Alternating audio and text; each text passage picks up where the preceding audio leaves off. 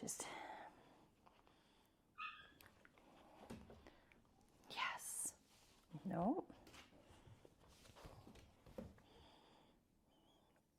That is how I handle a bouncy puppy. You don't back away from him, and you have to teach your children not to back away, but to step forward into them. They don't have great balance when they are on their hind feet. Touch. So you need to walk toward them. A small child can teach a dog to not jump on them if they move forward into them, into their space. Yes. There, he's calming down, starting to use his brain here. Okay, so one thing that I've learned is that I have my puppies look at me a lot, and which is wonderful and fantastic until you start to do advanced obedience or rally. Then they think they need to be facing you and looking at you, when a lot of what they're asked to do is at your side.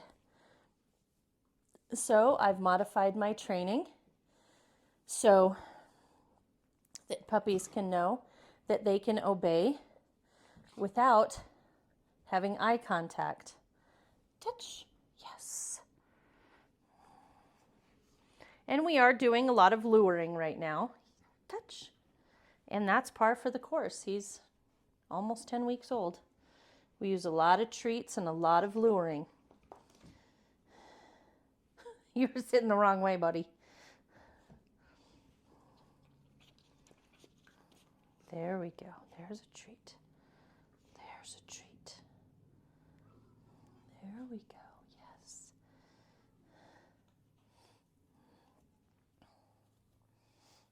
You know, we don't ask children to write cursive right away. A lot of times we let them start by writing in a pan of sand or flour. We shape their behavior. And I train in such a way as I use a treat to shape behavior. Yes. Good boy. Yes.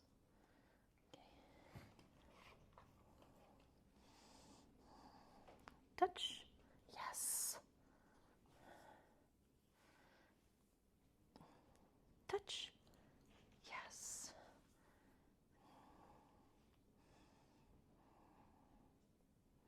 I'm going to move my body and see if he'll offer a sit to say please, because that's very important to the family he's going to go to. Okay, lay.